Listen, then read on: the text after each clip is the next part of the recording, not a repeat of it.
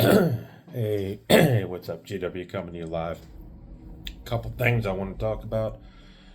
First and foremost, not that it's of any importance, but the mainstream Mouseketeers will no longer be mentioned on this channel. We had a neutral falling out, if you will, and I wish them luck and success in all their vacation videos and whatnot.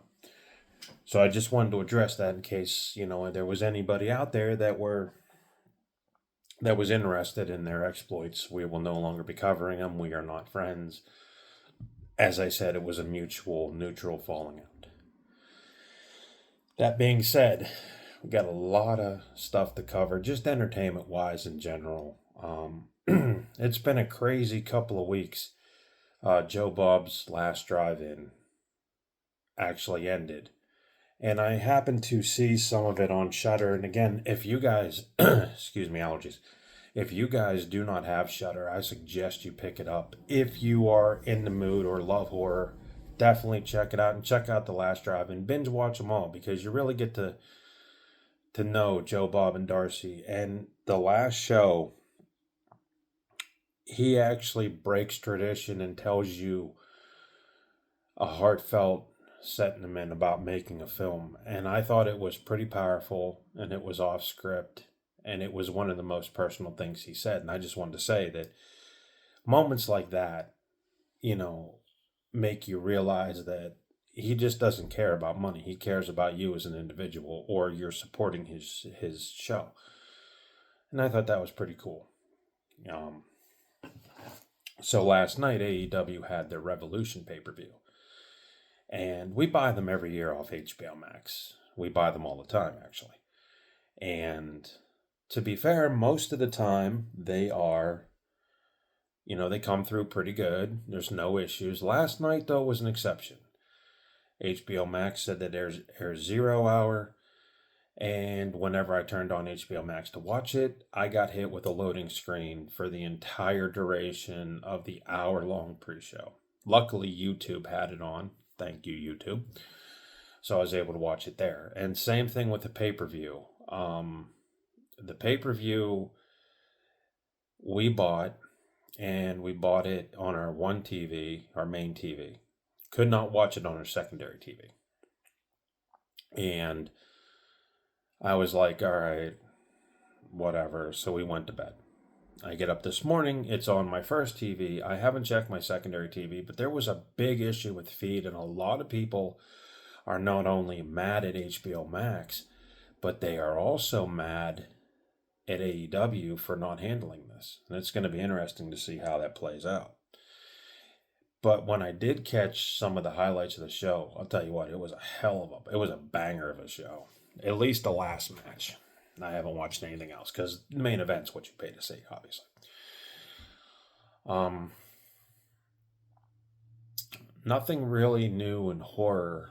I see that they did release another Strangers movie. I'm going to check that out as soon as I can. And for those of you wondering, I took a sick day and I also took one Friday. We got our taxes done. So you got to beat that April whatever deadline. They keep changing it every year, but you got to beat the deadline, got to get the taxes done. You got to get that little refund in your hands, you know what I'm saying? So there's that. There is a big MMA fight coming in May between Gina Carano and Ronda Rousey. And Netflix is going to have it, so hopefully Netflix doesn't experience the streaming or buffering problems that AEW had last night. Kind of looking forward to it. Always been a Ronda Rousey fan, except her WWE run. It was okay. I didn't care for it, but back when she was hot, she was awesome. So definitely check it out. You can check the internet for that. Trying to think what else real quick. Oh, I want to give a big shout out to a girl who works at our local pizzeria up here in 3Cs. She's into horror films, doesn't know too much. Her name's McKenna. So what's up, McKenna? How you doing? Hopefully you check out what I gave you. And there's tons of movies There's tons of horror movies that I bet you would like, and you should probably check them out, or give me a call, or write me on this channel, whatever you want to do. I'll get back to you. Speaking of shout outs, I got to give a big shout out to the team at Silverstream Coffee. Now, I know I said I'd be wearing the shirt, but last night was a pay per view. Had to wear my MJF stuff. But those guys at Silverstream are very cool. They work in the same place I do, and they're there at 5:30, so which means they probably got to get up at 3. They come in here, they make coffee, they know everybody's order, they're on tip top point. The owner Jesse's a really awesome dude. I talked to him about everything from coffee to sports to family life. And Jesse's the type of guy that would probably give you the coat off his back if you needed it.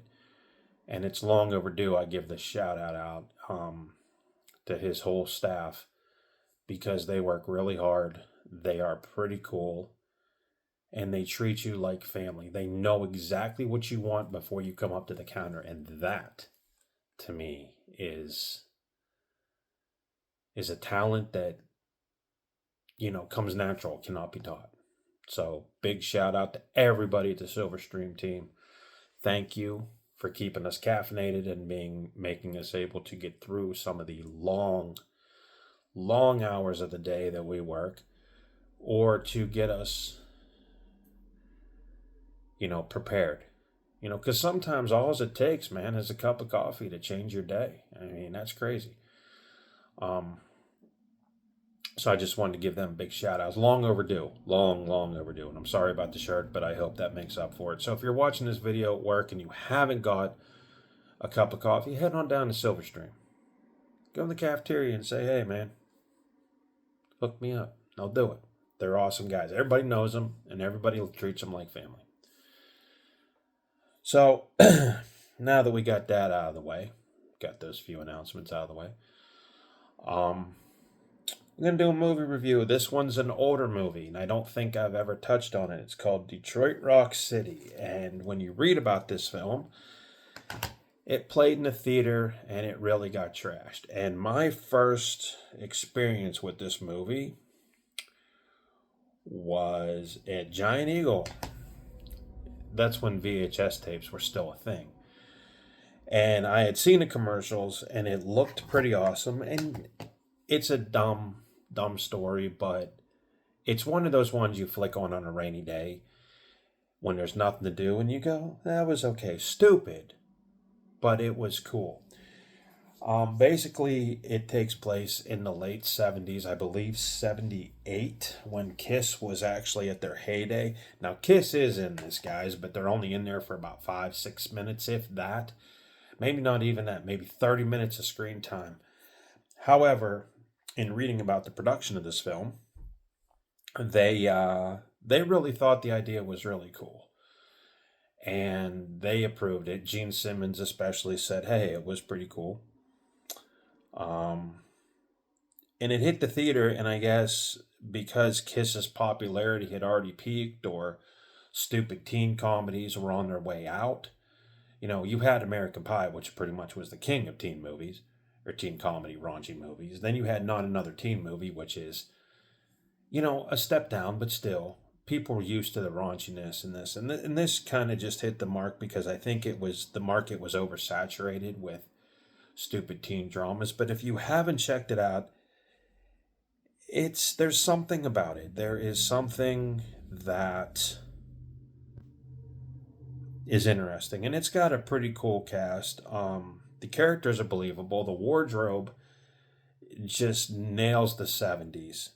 And there's a lot to like about this film. It's stupid, it's infantile, it's childish, but it has somewhat of a heart. And if you look at the movie as a whole, it kind of teaches you, in a weird, messed up way, not to give up what you really want. So story-wise, we have 4 kids who they idolize Kiss. They know everything. They actually have a cover band called Mystery, and they all play in it, and all they want to do in their life is go see Kiss. However, if you know anything about Kiss, then the first thing you think about, or the second thing you think about, is at the time people were protesting Kiss. People were saying Kiss stands for Knights in Satan's Service, and they were blasting Kiss. And as popular as Kiss got, it's like the more people that came out of the woodwork to hate Kiss. And that's what you kind of deal with, that whole faction. So the one kid's mom is super duper religious. And from the very get go of this movie, you kind of hate her. You really do. So they end up scoring 4 Kiss tickets. Well, through the process, and I'm not going to give it away, their Kiss tickets to get destroyed. So now they have to find another way. So it evolves into these madcap sort of adventures on how to get to this concert. And it has a pretty cool cast. It has Edward Furlong from Pet Sematary 2, Terminator 2, American History X, very cool actor. I don't know what happened to him. We need to have more movies with him. Giuseppe Andrews and James DeBello. Sam Huntington plays the son of the mother who's ultra religious. James DeBello is that. I wish he would have been in more movies too. He's that sort of sidekick character that's not real bright in this, that you kind of want to see him in his own film. He was like on let me think if I can compare him to something. Like Cody on Step by Step. He's that kind of dude. Only dumber, a little bit raunchier, and a little bit more obsessed with Kiss. Also in this, believe it or not, is the girl from 2.5 Men that had a crush on Charlie, Rose. Seen that show so many times. I forget what her name is, but she's in this. And overall, the movie's pretty cool. It runs a brisk 94 minutes. Now, there's only one scene that I think they take it too far in this movie, is that they're all trying to, once they get to the city and they're trying to see Kiss. Oh, this, before I even go there is a group of kids that listen to disco.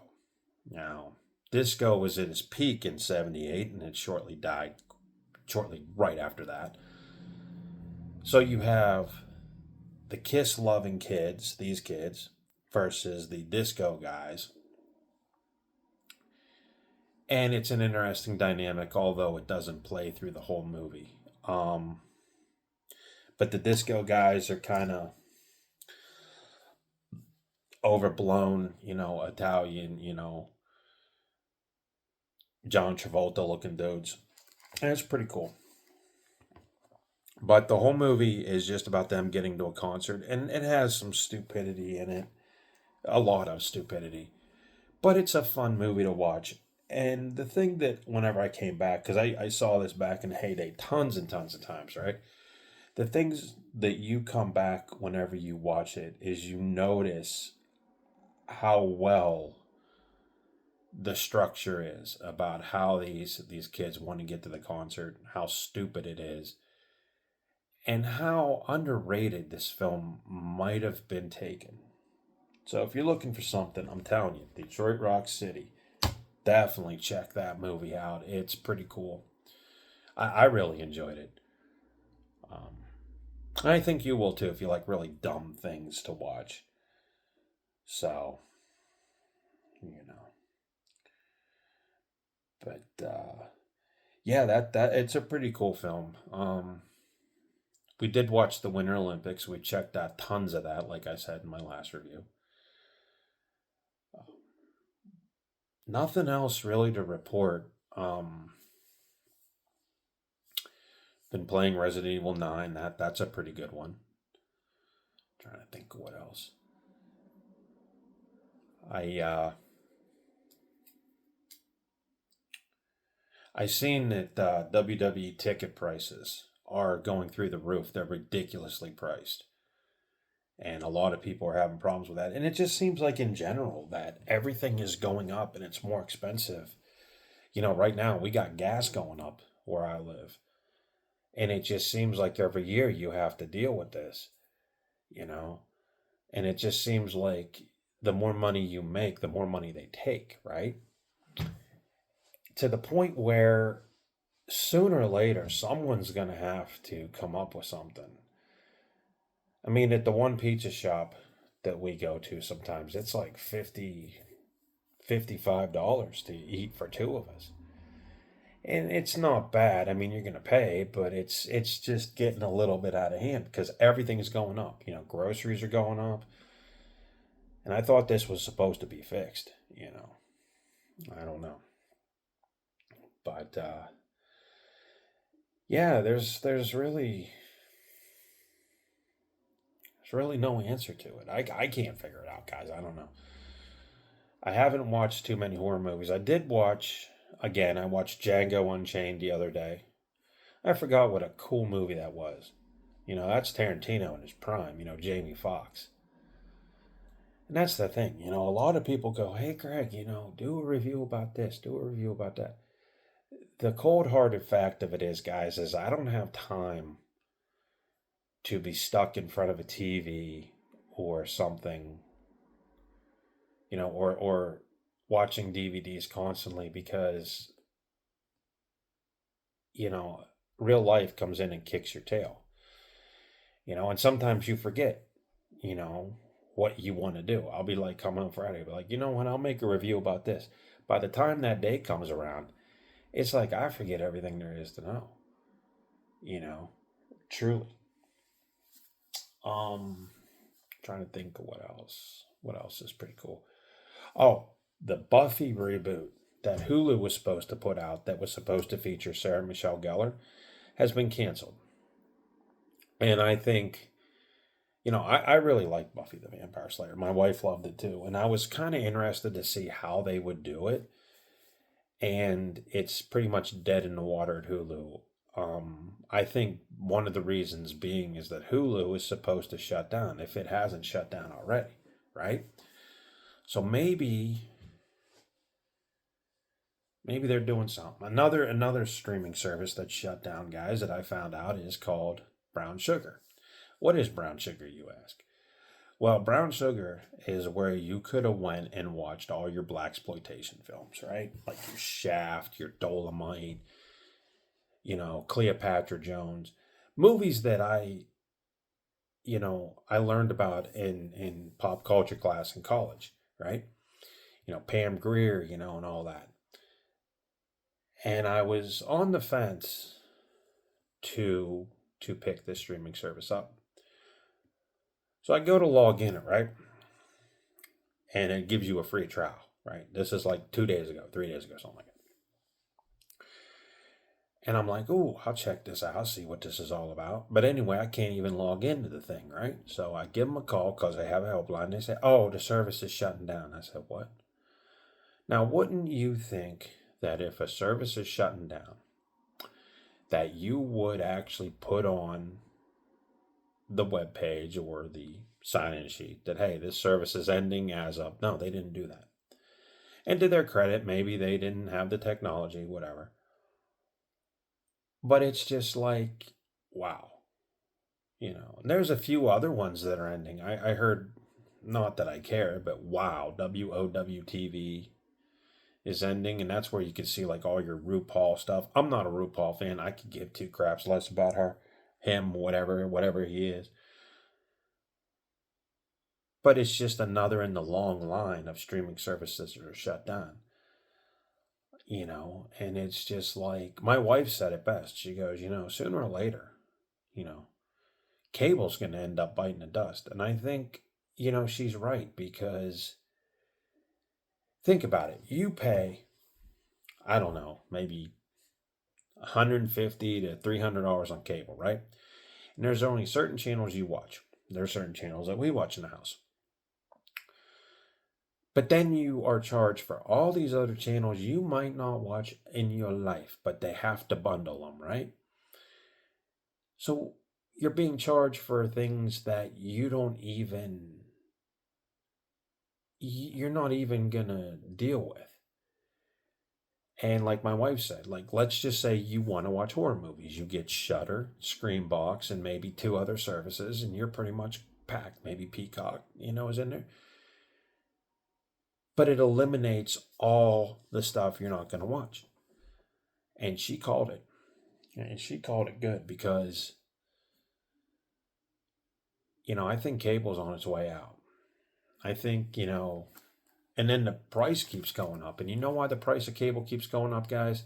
It's because of sports. They nail you with sports. They know you're going to spend at least $100 going to a Pirate game or a Penguin game or football game, the Steelers, right? So what do? They go, you know what?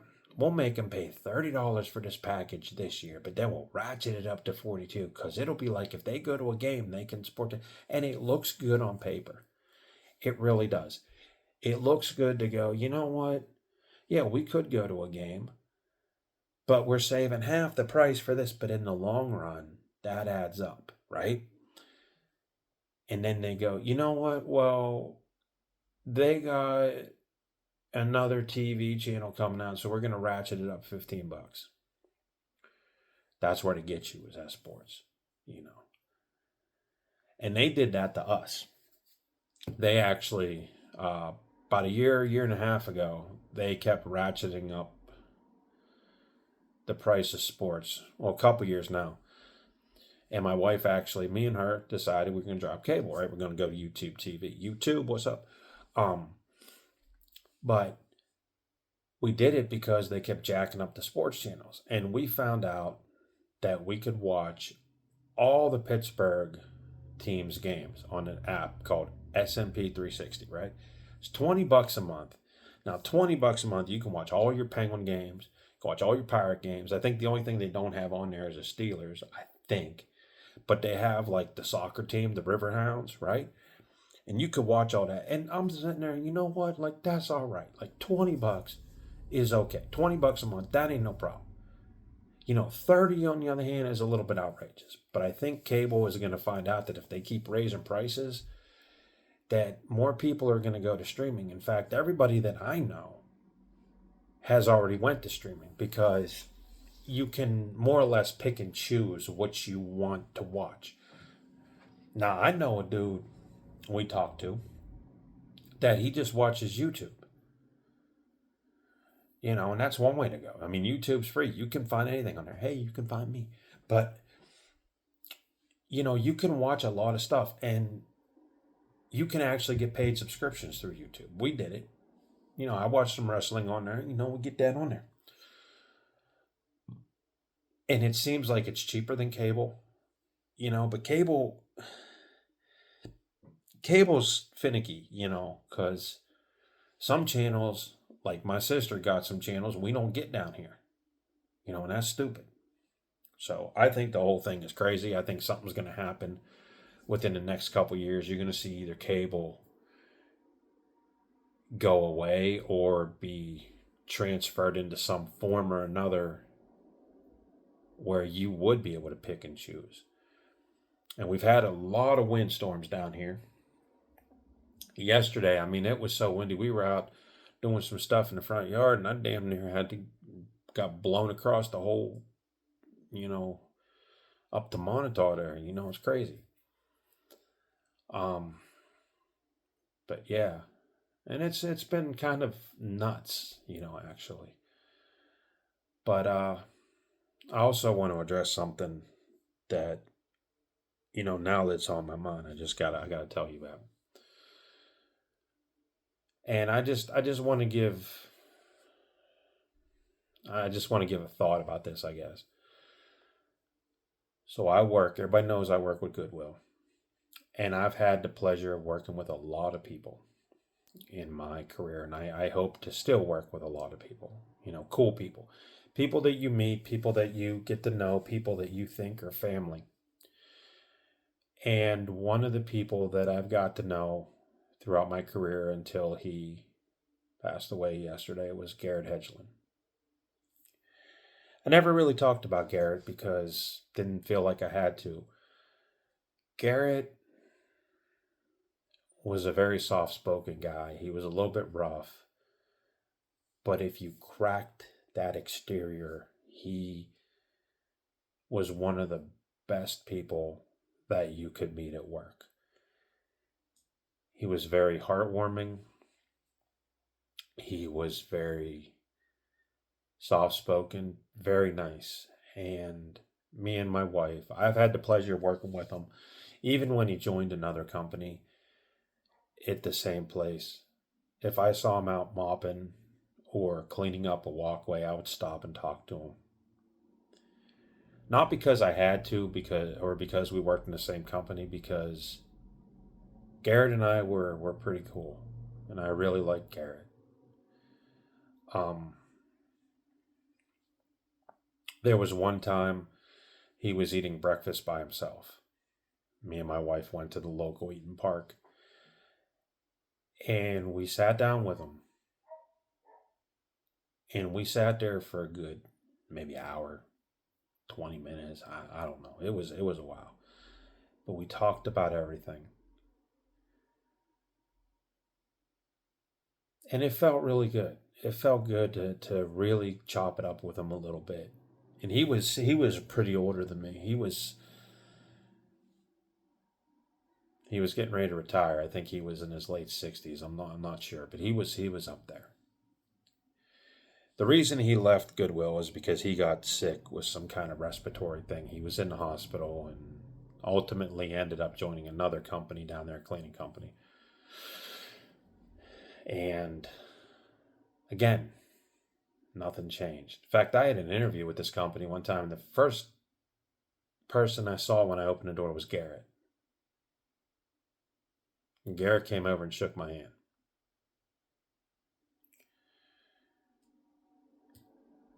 And about a week ago, I was running supplies, and one of the people that work where I work had asked me if I heard anything, because apparently he went to the hospital that she lived beside him. And I said no, but I'll keep my ears open. Then his former boss, our boss on night shift, came in and said that he's in the hospital. He has cancer. And I said, how bad? And she says, it's a matter of time. So I'm thinking, you know what? We'll go home. We'll send a card. And, Garrett's a tough dude, man. He'll come through this. And he didn't. And I just want to say that sometimes the very smallest interaction with somebody might not mean much at the time. But I am glad that I got to know Gary. Dawn really liked him. Yesterday I was sitting there. We were doing some housework. And I seen that he had passed away. It was on the obituary thing, when you open your phone up. I went numb for a couple minutes. Because again, you go back to nothing comes out. You don't know how much you care about somebody until something happens, and then it taps something that you didn't even know existed, these feelings you have.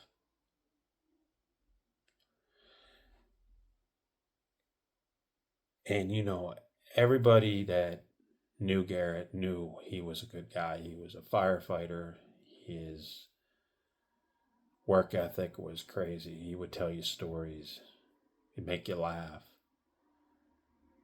He was one of those people that was memorable, and I'm glad that I got to know him. And I'm glad that I think I was probably the only one other than our night shift supervisor that has really kept a good relationship with him even after he left the company. A lot of people didn't like him because he was in charge for a while there, and he brought the hammer down, and he should have, but he never had a problem with me.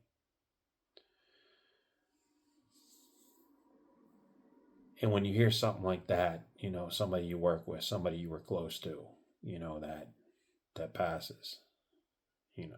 Now, granted, it just takes the wind out of you. So I just wanted to say that I'm really glad I got to know him.